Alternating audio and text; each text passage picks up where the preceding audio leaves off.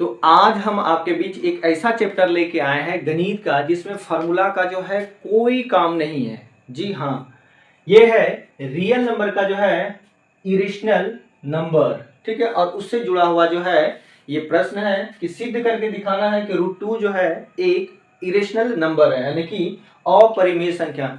ये कोई चैप्टर का जो है मतलब क्वेश्चन नहीं है, बल्कि ये एग्जाम्पल का है। और वैसे भी ये प्रश्न किसी चैप्टर के जो है मोहताज नहीं है। अगर आप 10th में हैं या जाने वाले हैं तो ये क्वेश्चन जो है परीक्षा के दृष्टिकोण से जो है काफी महत्वपूर्ण होगा, इसीलिए यहाँ पे टैग लगा हुआ है, ठीक है। तो सिद्ध करके दिखाना है। सारा नियम कानून हम आपको बता चुके हैं, इंट्रो वाला वीडियो देखिए, उसको देखने के बाद सारा चीज जो है स्पष्ट हो जाएगा।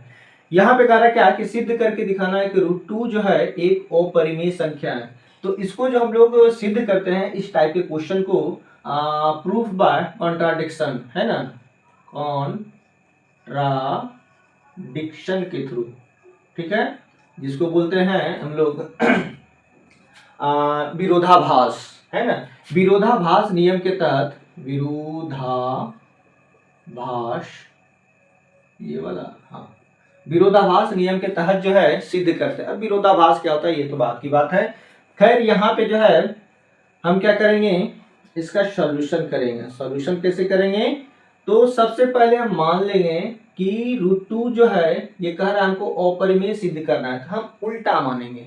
उल्टा क्या, परिमेय। इसी उल्टा को बोलते हैं विरोधाभास, विपरीत जाना, ठीक है ना।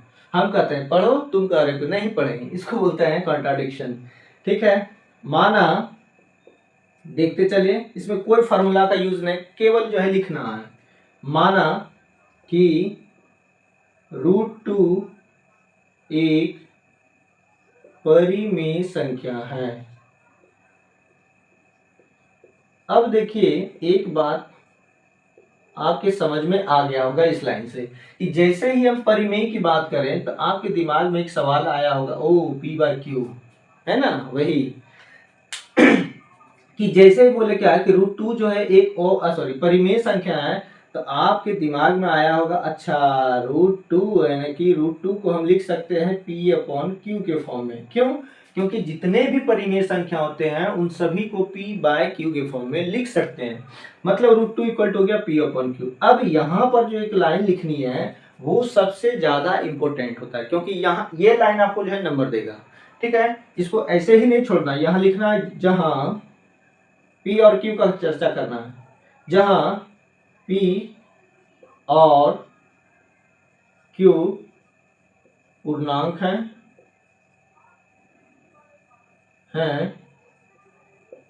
तथा Q नॉट इक्वल टू 0। ये तो समझते हैं कि बटे में 0 नहीं होनी चाहिए। और P तथा, ये इंपॉर्टेंट लाइन जा रहा है यहां से, ठीक है ना, बहुत ही जो है पावरफुल लाइन है ये। P तथा Q सह अभाज्य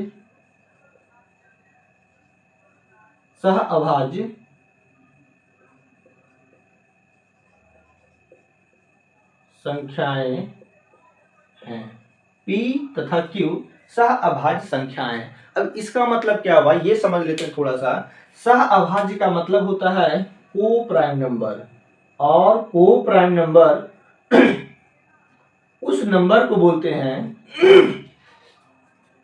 को प्राइम नंबर उस नंबर को बोलते हैं कि उन दोनों संख्या के बीच एक के अलावे कोई दूसरा जो है कॉमन नहीं हो, उभयनिष्ठ गुणनखंड हो।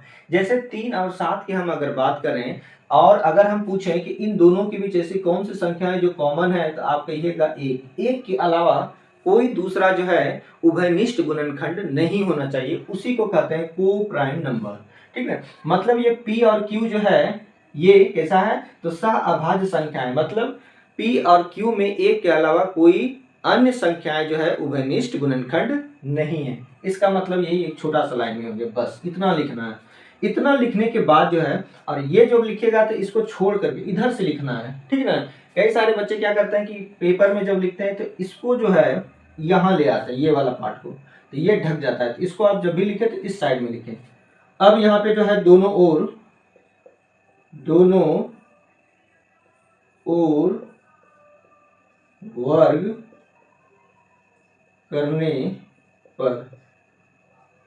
ठीक है, सवाल को आप कैसे लिखते हैं, बनाते हैं, इस पर भी जो है बहुत चीजें जो है निर्भर करती है। तो यहाँ पे दोनों तरफ जैसे ही वर्ग करेंगे तो क्या बनेगा, √2 का whole square equal to P upon Q का होल स्क्वायर, या यहां से हम बोल सकते हैं कि 2 बराबर हो गया P square upon Q square. अच्छा, यहां से अगर क्रॉस मल्टीप्लीकेशन करें, ठीक है, तो क्या बोलेंगे, इसलिए पी स्क्वायर बराबर हो गया 2q स्क्वायर। ठीक है, यहां तक कोई दिक्कत परेशानी दुख कष्ट पीड़ा नहीं है। पी स्क्वायर इक्वल टू हो गया 2q स्क्वायर। अब देखिए, अगर एक है 10 मान लेते हैं संख्या है, और 10 को तो हम लिख सकते हैं 2 गुना 5, तो साफ दिख रहा है क्या कि ये 10 जो है 2 से विभाजित है। ठीक है, और ये 10 जो है 5 से भी विभाजित है।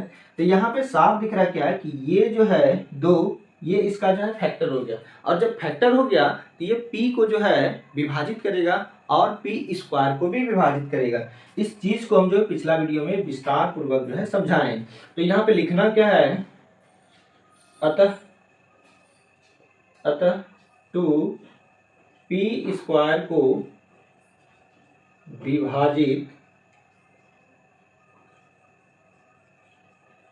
करता है, इसलिए इसी के नीचे लिखना है, क्या लिखना है, इसलिए 2p को भी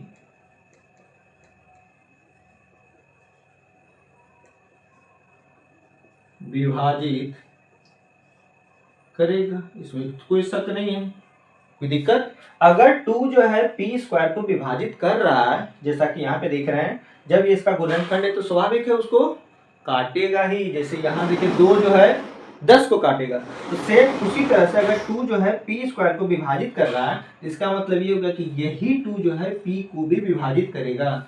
ये जो है बहुत ही स्ट्रांग चीज है।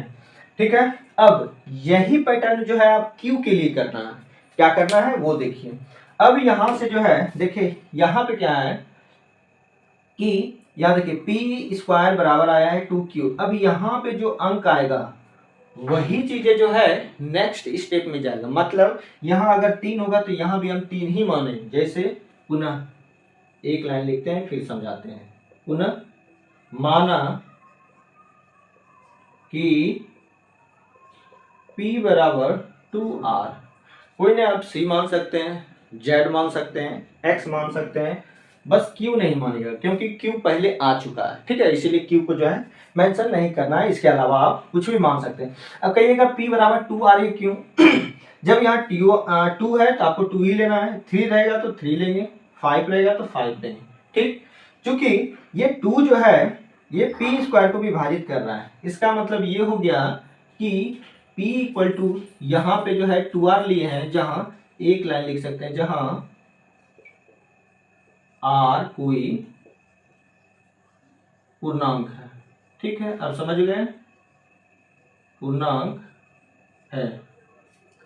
ठीक है, यहाँ पे कोई पूर्णांक रहेगा तो वो p इक्वल टू 2r ही होगा।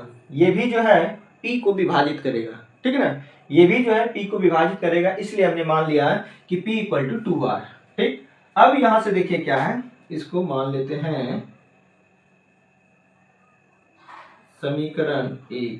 ठीक है, दोनों तरफ या दोनों ओर वर्ग करने पर। ठीक है, जब इसका वर्ग करेंगे p बराबर 2r का, तो क्या बनेगा हमारा, बनेगा p square equal to 2r का होल स्क्वायर, या p square equal to 4r square, है ना, 2 का स्क्वायर हो गया 4, r का स्क्वायर r स्क्वायर। ठीक है, अब यहाँ दिख रहा है क्या समीकरण 1 में कि p स्क्वायर बराबर क्या है, सॉरी p स्क्वायर बराबर क्या है 2q स्क्वायर। तो यहाँ पर जो है p स्क्वायर के बदले लिख देंगे 2q स्क्वायर। इसको नोट कीजिए। तो हम जाने थे क्या कि समीकरण 1 में जो है p स्क्वायर का वैल्यू कितना है, तो वो है हमारा 2q स्क्वायर तो यहाँ पे रख दिया, इक्वल टू हो गया 4r²। ये कहाँ से आ गया, तो यहाँ पे मेंशन कीजिए। कोई भी काम अगर आप अलग से कर रहे हैं तो उन चीज़ों को जो है यहाँ पे लिखना होगा फ्रॉम इक्वेशन फर्स्ट। ठीक है, अब यहाँ से लिख रहा है 2 2 तो चला गया हमारा, q² इक्वल टू हो गया 2r²। ठीक, अब ये 2 जो है q को भी विभाजित कर रहा है, q² को, साफ दिख रहा है। पहले वाला समीकरण एक वाला जो है स्थिति आ गया, यहाँ p था, यहाँ जो है q था। ठीक है, तो यहाँ पे साफ दिख रहा है क्या कि ये 2 जो है q² को विभाजित कर रहा है ना, तो इसको लिखना है। क्योंकि भाषा में जो है जो लिखे हैं वो लिखावट में अंतर हो सकता है, कोई दिक्कत नहीं है, लेकिन जो पैटर्न है, जो तरीका है वो नहीं बदलना चाहिए। ठीक है ना, चूंकि 2q² को विभाजित करता है, अतः 2q को भी विभाजित करेगा।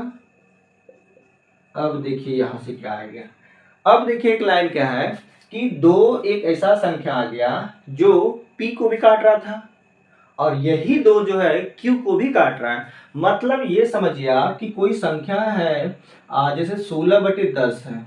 ठीक है, 16/10 है, 16 को जो है, ठीक है, 2 एक ऐसी संख्या है जो 16 को भी काट रही है और 2 एक ऐसी संख्या है जो 10 को भी काट रही है ना। इसका मतलब ये हो गया कि 2 जो है इन दोनों में कॉमन रहा होगा, उभयनिष्ठ रहा होगा, है, तभी तो इन दोनों को क्या किया, विभाजित कर दिया। ठीक ना, 2 एक ऐसी संख्या है जो इसको भी काट दिया और इसको भी काट दिया। ठीक है, सेम इस तरह से कि 2 ने जो है p को भी काटा और 2 ने जो है q को भी, मतलब दोनों को जो है काटा। इसका मतलब ये हो गया कि 2 एक ऐसी संख्या है जो दोनों में कॉमन है। कॉमन का मतलब तो वही होता है जो दोनों में मिले। लेकिन हमने शुरू में क्या माना था कि a और b, सॉरी p और q में जो है कोई भी जो है कॉमन नंबर नहीं है, सह अभाज्य है। एक के अलावे कोई दूसरा जो है कॉमन संख्या नहीं होनी चाहिए। लेकिन यहाँ पे निकल के आया क्या, 2 एक ऐसी संख्या निकल के आया जो दोनों में क्या था, कॉमन था। मतलब हम जो माने थे वो हमारी मान्यता क्या थी, गलत थी। ठीक है, और यहीं पर जो है ये चीजें जो है खत्म हो जाती है कि हम जो माने कि √2 जो परिमेय संख्या है वो गलत था, ये क्या हो जाएगा हमारा, अपरिमेय। यहाँ पे 2-3 लाइनें लिखनी पड़ती हैं इसके लिए, क्या, चूंकि p और q में कम से कम एक उभयनिष्ठ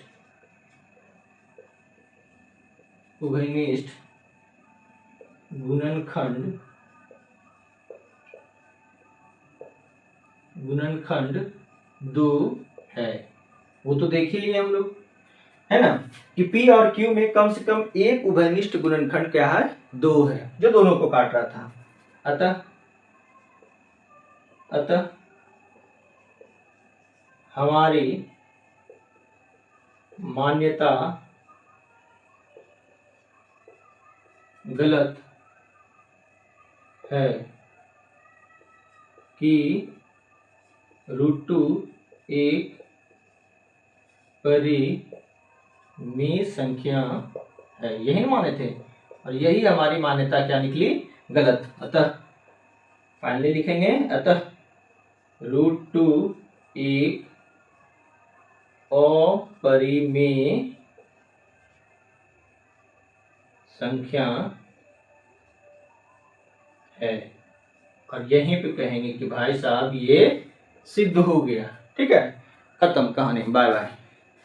तो ये जो है लिखना है कि p और q में कम से कम एक उभयनिष्ठ गुणनखंड 2 है ना, 2 जो p को भी काट रहा था, q को भी काट रहा था। अतः हमारी मान्यता जो थी वो गलत थी, क्या, कि √2 जो है एक परिमेय संख्या, अतः √2 एक हमारा क्या निकला, ओरिजिनल में अपरिमेय संख्या ही है। चलिए मिलते हैं नेक्स्ट पार्ट में √3 या फिर जो है √5 लेकर के।